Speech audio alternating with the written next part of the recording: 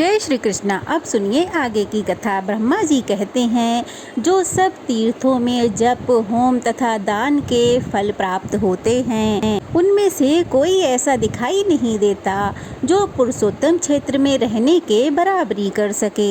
वह पुरुषोत्तम क्षेत्र सबसे महान है। यह बात एकदम सत्य है। समुद्र के जल से घिरे हुए पुरुषोत्तम तीर्थ का एक बार भी दर्शन कर लेने पर तथा ब्रह्म विद्या का एक बार बोध हो जाने पर मनुष्य फिर से कभी गर्भ में नहीं आता। जहाँ भगवान विष्णु का सन्निधान है, वहाँ उत्तम पुरुषोत्तम क्षेत्र में वहाँ एक वर्ष या फिर एक मास तक भगवान की उपासना करे। ऐसा करने वाले पुरुष ने भारी तपस्या की है। वह उस धाम में जाता है जहाँ साक्षात श्री हरि विराजमान रहते हैं। ब्रह्मा जी की बात सुनकर मुनिगण कहने लगे, भगवान, हमें तीर्थ की महिमा का बार बार वर्णन सुनने पर भी तृप्ति नहीं होती, इसलिए आप पुनः किसी गोपनीय तीर्थ का वर्णन कीजिए। ब्रह्मा जी कहने लगे, श्रेष्ठ ब्राह्मणों, पूर्व समय में देव ऋषि नारद ने मुझसे यही प्रश्न पूछा था। उस समय प्रयत्न पूर्वक मैंने उनसे जो कुछ भी कहा था वही तुम्हें बतलाता हूँ, ध्यान पूर्वक सुनो। नारद जी ने पूछा, स्वर्ग लोक, मर्त्य लोक तथा रसातल में कुल कितने तीर्थ हैं तथा सभी तीर्थों में सबसे बढ़कर तीर्थ कौन सा है, कृपया बताइए। ब्रह्मा जी बोले, देव ऋषि, स्वर्ग लोक, मर्त्य लोक और रसातल में 4 प्रकार के तीर्थ हैं, दैव, आसुर, आर्ष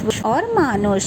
यह तीनों लोकों में विख्यात हैं। जम्बू द्वीप में भारत वर्ष भूमि है, वह तीनों लोकों में विख्यात है। बेटा, वह कर्म भूमि है, इसलिए उसे तीर्थ कहते हैं। पहले मैंने जो तुम्हें बताए हैं वे सब तीर्थ भारत वर्ष में ही हैं। हिमालय और विंध्य पर्वत के बीच में 6 ऐसी नदियां हैं जिनका प्राकट्य ब्रह्मा, विष्णु और शिव इन देवताओं से हुआ है। इसी प्रकार दक्षिण समुद्र और विंध्य पर्वत के बीच में भी 6 देव संभव नदियां हैं। ये 12 नदियां प्रधान रूप से बताई गई हैं, गोदावरी, भीमरथी, तुंगभद्रा, कृष्णवेणी, तापी और पयोष्णी। यह विंध्य पर्वत के दक्षिण की नदियां हैं। भागीरथी, नर्मदा, यमुना, सरस्वती, विशोका और वितस्ता। यह विंध्याचल और हिमालय से संबंध रखने वाली नदियां हैं। इन पुण्यमयी नदियों को देव तीर्थ बताया गया है। गए, कोल्लाशुर, ब्रत्य, निपुर, अंधक, त्रिपुर, अंधक, हैमूर्धा, लवण, नमूची, श्रृंगक, यम, पाताल केतकी, मय तथा पुष्कर। इनके द्वारा आवृत तीर्थ आसुर कहलाते हैं। प्रभास, भास्कर, अगस्ती, नर नारायण, वशिष्ठ, भरद्वाज, गौतम और कश्यप। इन ऋषि मुनियों द्वारा सेवित तीर्थ ऋषि तीर्थ हैं। अमरीश, हरिश्चंद्र, मानधाता, मनु, गुरु, कनखल, अद्राश्व, सगर, अच्युत, नचिकेता, वृषाकपि तथा अरिंदम आदि। यह मानवों द्वारा निर्मित तीर्थ मानुष कहलाते हैं। यह सब यश तथा उत्तम फल की सिद्धि के लिए बने गए हैं। तीनों लोकों में कहीं भी जो अपने आप प्रकट हुए देव तीर्थ हैं, उन्हें पुण्य तीर्थ कहा गया है। इस प्रकार मैंने तीर्थ भेद बतलाए हैं। महादैत्य राजा बलि देवताओं के अजय शत्रु हुए। उन्होंने धर्म, यश, प्रजापालन, गुरु भक्ति, बल, पराक्रम और क्षमा त्याग के द्वारा वह सम्मान प्राप्त किया जिसकी लोकों में कहीं कोई तुलना नहीं है। उनकी बढ़ती हुई समृद्धि को देखकर देवताओं को बड़ी चिंता हुई। वे आपस में सोचने लगे कि हम राजा बलि को कैसे जीतें। राजा बलि के शासन काल में तीनों लोक निष्कंटक थे। कहीं पर आदि व्याधि या शत्रुओं की बाधा नहीं थी। अनावृष्टि और अधर्म का तो नाम भी नहीं था। स्वप्न में भी किसी को दुष्ट पुरुष का दर्शन भी नहीं होता था। राजा बलि की कीर्ति देवताओं को बाण की तरह चुभने लगी। उनके शासन रूपी शक्ति से देवताओं के सभी अंग विदीर्ण हो रहे थे, इसीलिए उन्हें कभी शांति नहीं मिलती थी। देवता उनसे द्वेष करने लगे। इसलिए देवतागण व्याकुल होकर भगवान विष्णु की शरण में गए। जाकर उनसे कहने लगे, हे शंख चक्र गदाधारी जगन्नाथ, हम पीड़ित हैं, हमारी सत्ता छिनने लगी है। आप हम जैसे देवताओं की रक्षा करने के लिए लिए ही अस्त्र शस्त्र धारण करते हैं। हम पर बहुत दुख आ पड़ा है। हमारी जो वाणी आपको प्रणाम करती थी वही एक दैत्य को कैसे प्रणाम करेगी? हे सुरेश्वर, एक दैत्य को हम भला कैसे नमस्कार करें? देवताओं के ऐसे वचन सुनकर देव कार्य की सिद्धि करने के लिए भगवान ने ऐसा कहा। भगवान बोले, देवताओं, बलि मेरा भक्त है, उसे देवता या असुर कोई भी नहीं मार सकता। जैसे तुम लोग मेरे द्वारा पालन पोषण के योग्य हो वैसे ही बलि भी है। मैं बिना युद्ध के ही स्वर्ग से बलि का राज्य छीन लूंगा और बलि को बांधकर तुम्हारा राज्य तुम्हें लौटा दूंगा। ब्रह्मा जी कहते हैं, बहुत अच्छा कहकर देवता स्वर्ग लोक को चले गए। इधर देवताओं के स्वामी भगवान विष्णु ने अदिति के गर्भ में प्रवेश किया। उनके जन्म के समय बहुत से उत्सव होने लगे। यज्ञेश्वर यज्ञ पुरुष स्वयं 52 अवतार में प्रकट हुए।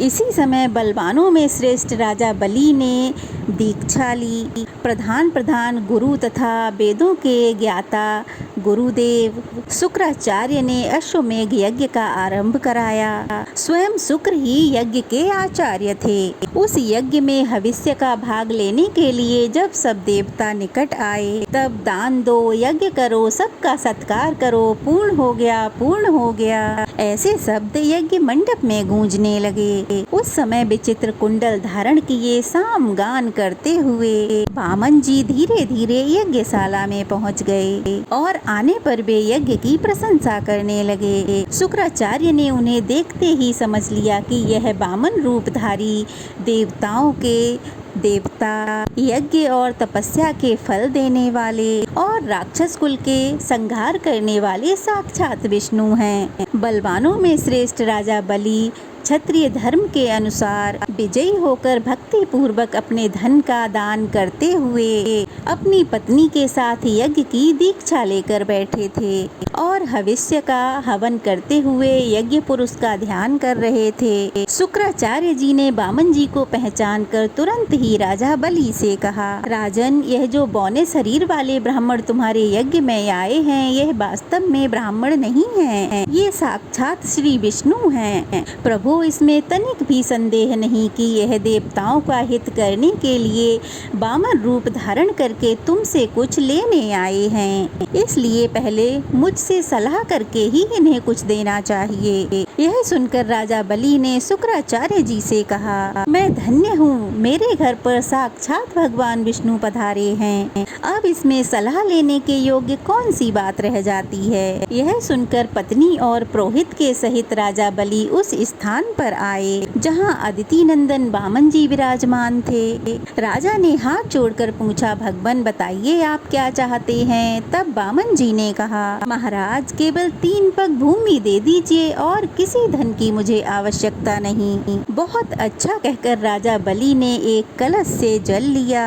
और वामन जी को भूमि संकल्प करके दे दी। सभी ऋषिगण देखते रहे। वामन जी ने धीरे से कहा, राजन स्वस्ति, आप सुखी रहें, मुझे मेरी नापी हुई 3 पग भूमि दे दीजिए। तब बलि ने तथास्तु कहकर जैसे ही उनकी ओर देखा वे विराट रूप हो गए। चंद्रमा और सूर्य उनकी छाती के सामने आ गए। उन्हें इस रूप में देखकर पत्नी सहित दैत्यराज बलि ने कहा, हे प्रभु, आप अपनी शक्ति भर पैर बढ़ाइए। तब भगवान ने पृथ्वी के नीचे कक्षक की पीठ पर पग रखकर पहला पैर राजा बलि के यज्ञ में रखा, किंतु उनका दूसरा पग ब्रह्मलोक तक जा पहुंचा।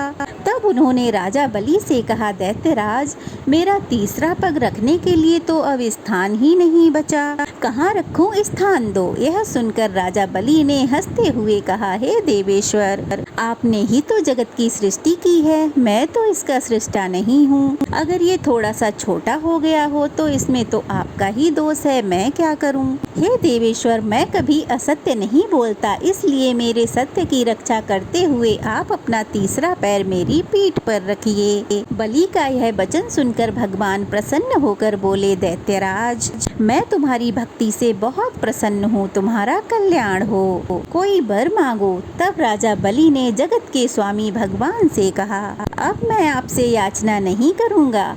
तब भगवान ने प्रसन्न होकर स्वयं ही उन्हें वर दे दिया। वर्तमान में रसातल का राज्य, भविष्य में इंद्रपद, स्वतंत्रता तथा अविनाशी यश आदि प्रदान किए। यह सब देकर भगवान ने राजा बलि को पुत्र और पत्नी सहित रसातल में भेज दिया और इंद्र को देवताओं का राज्य अर्पित कर दिया। इसी बीच में उनका जो दूसरा पग मेरे लोक में आ पहुंचा था, उसे देखकर मैंने सोचा जन्मदाता भगवान विष्णु जी का चरण है, जो सौभाग्यवश मेरे घर पर आ पहुंचा है। इसके लिए मैं क्या करूं जिससे मेरा कल्याण हो सके। मेरे पास यह जो श्रेष्ठ कमंडल है, इसमें भगवान शंकर का दिया हुआ जल है। यह जल उत्तम, वरदायक, शांति कारक, भोग और मोक्ष का दाता, विश्व के लिए मातृ रूप, अमृतमय, पवित्र, औषध, पावन, पूज्य, ज्येष्ठ, श्रेष्ठ, गुणमय तथा स्मरण मात्र से लोगों को पवित्र करने वाला है। यह जल मैं अपने पिता को अर्घ रूप से अर्पित करूंगा।